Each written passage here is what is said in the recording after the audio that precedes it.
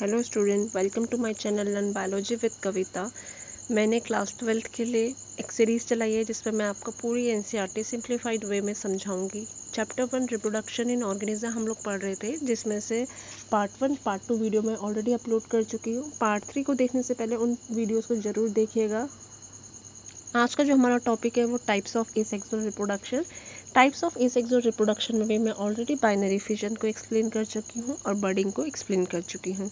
तो अगर आपको मेरी वीडियो का कंटेंट पसंद आता है, प्लीज़ लाइक एंड सब्सक्राइब कीजिएगा और किसी भी टेक्निकल फॉल्ट के लिए प्लीज़ जो भी गलती अगर हो तो माफ़ कीजिएगा, क्योंकि अभी अभी मैंने वीडियोस बनाना स्टार्ट किए हैं। मैं कोशिश करूँगी कि जो भी आपके डाउट्स हैं वो मैं क्लियर करूँ, और साथ ही में जब मैं एक particular amount of syllabus complete करूँगी, आपको प्रीवियस ईयर नीट के क्वेश्चंस जो भी बहुत आए हुए हैं, फ्रिक्वेंटली पूछे जाते हैं चैप्टर से, मैं आपको करवाऊँगी और बोर्ड में क्या कंट्रीब्यूशन रहता है। तो हम चलो बात करते हैं टॉपिक की। कल मैंने एक वर्ड यूज़ किया था अपनी वीडियो में, इंसिस्टेशन इन अमीबा। इंसिस्टेशन इन अमीबा में मैंने बताया था कि अनफेवरेबल कंडीशन में अमीबा के पास एक ऐसा स्ट्रक्चर बनता है, मतलब उसके चारों तरफ एक वॉल बन जाती है जिसमें छोटे छोटे कई सारे स्पोर्स की फॉर्मेशन होती है। अब होगा क्या, जब फेवरेबल कंडीशन आएगी, ये जो इंसिस्टेड अमीबा था जिसके बाहर वॉल बन गई थी, ये क्या करेगा, मल्टीपल फिजन से डिवाइड करेगा और छोटे छोटे माइन्यूट स्यूडोपोडिया स्पोर्स बनाएगा, मतलब फॉल्स अमीबा बनाएगा। और जो क्या करेगा, जैसे ही वो बहुत सारे बन जाएंगे तो जो सिस्ट की वॉल बनी हुई थी अब वो बस्ट आउट कर जाएगी। बस्ट आउट होने से होगा कि ये जो सारे स्पोर्स हैं ये लिबरेट हो जाएंगे अपने सराउंडिंग मीडियम में, जिसकी वजह से छोटे छोटे न्यू अमीबा ग्रो करेंगे। तो इसी को हम बोलते हैं स्पोरुलेशन। एक मार्क्स में बहुत इंपॉर्टेंट है, तो इसे ज़रूर प्रैक्टिस कीजिएगा, क्योंकि कई बार क्वेश्चन ऐसा आता है कि स्पोरुलेशन से आप क्या समझते हैं, what do you understand by the term sporulation. तो आप बता सकते हैं कि फेवरेबल कंडीशन में क्या होगा कि जो सिस्ट की वॉल बनी थी ड्यूरिंग अनफेवरेबल कंडीशन वो बस्ट आउट हो जाएगी, और जो जितने भी स्पोर्स थे वो लिबरेट होकर बाहर आके न्यू अमीबा की फॉर्मेशन करेंगे। नाउ अब हम बात कर लेते हैं और ऐसे मेथड जिससे क्या हो, एसेक्सुअल रिप्रोडक्शन हो सकता है। तो देखो, किंगडम फंजाई और सिंपल प्लांट जैसे कि एल्गी वो रिप्रोड्यूस करते हैं स्पेशल एसेक्सुअल रिप्रोडक्टिव स्ट्रक्चर। अब ये स्ट्रक्चर कौन कौन से, सबसे मोस्ट कॉमन है जूस्पोर्स। तो जूस्पोर्स जनरली आपके माइक्रोस्कोपिक स्ट्रक्चर है, इन्हें आप आंखों से नहीं देख सकते, ये मोटाइल इन नेचर होते हैं। ठीक है, जनरली जो स्पोर्स की फॉर्मेशन होती है ये हमेशा अनफेवरेबल कंडीशन में ही होती है। ठीक है, कभी फेवरेबल कंडीशन में स्पोर्स आपके फॉर्म नहीं होंगे, अनफेवरेबल कंडीशन में होंगे। फेवरेबल कंडीशन में they will get mature and they get released. ठीक है, फिर वो रिलीज होते हैं। फेवरेबल कंडीशन होती है तो इजीली ग्रो, यंग वंस जो करते हैं वो ग्रो कर जाते हैं।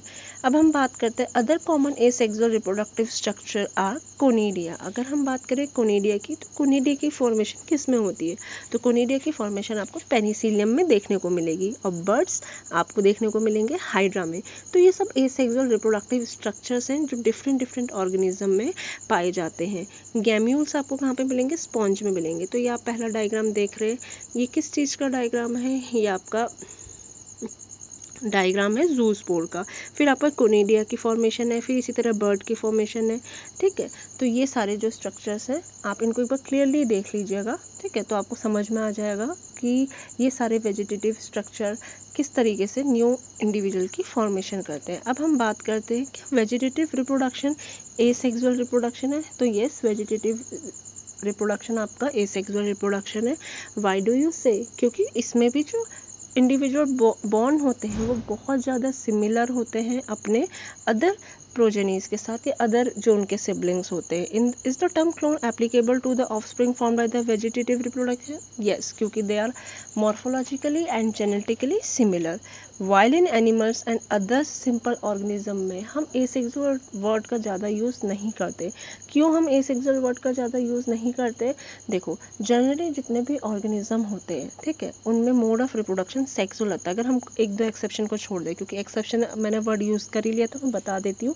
हनी बी में आपने देखा होगा कि उसमें जो फीमेल की फॉर्मेशन होती है, ड्रोन्स की फॉर्मेशन होती है, वो विदाउट फर्टिलाइजेशन होती है। ठीक है, पार्थेनोजेनेसिस वर्ड हम पढ़ चुके हैं 11th क्लास में। ठीक है, या आप चैप्टर 1 में ही हम यहाँ पे पढ़ेंगे पार्थेनोजेनेसिस क्या होता है। तो बिना फर्टिलाइजेशन के किसी अगर इंडिविजुअल की फॉर्मेशन हो रही है तो वो एसेक्सुअल, तो हनी भी एक एक्सेप्शन है आपका। Now while in animal and other simple organism the term asexual is used unambiguously. In the plants the term vegetative reproduction is frequently use. तो प्लांट के केस में हम वेजिटेटिव रिप्रोडक्शन का वर्ड फ्रिक्वेंटली यूज करते हैं। रोज की cutting आप लगाते हैं तो वो लग जाती है, ठीक है। आप लगाओगे कब, जब ग्रोथ पीरियड होता है। ग्रोथ पीरियड कब होता है, रेनी सीजन में। ऐसा नहीं कि आपने बोला कि मैम ने तो बोला था तो हमने समर सीजन में लगा दिया, नहीं होगा, ठीक है।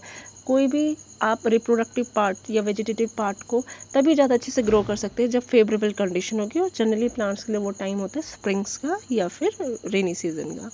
In plant, the unit of vegetative propagation such as runner, rhizome, sucker, tuber, offset, bulb are capable of giving rise to new offspring। तो बहुत सारे आपके वेजिटेटिव पार्ट्स हैं।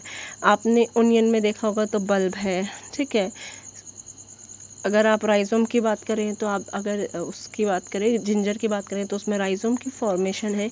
ये सारे स्ट्रक्चर आप 10th क्लास में ही पढ़ चुके हैं, ठीक है। मैं ये मानते हुए चल रही हूँ कि आप इन स्ट्रक्चर्स को देखेंगे और आप इन्हें रिकैप कर लेंगे कि हाँ, जैसे ब्रायोफिलम है, ब्रायोफिलम अब लीव्स के थ्रू क्या होता है, वेजिटेटिव रिप्रोडक्शन होता है।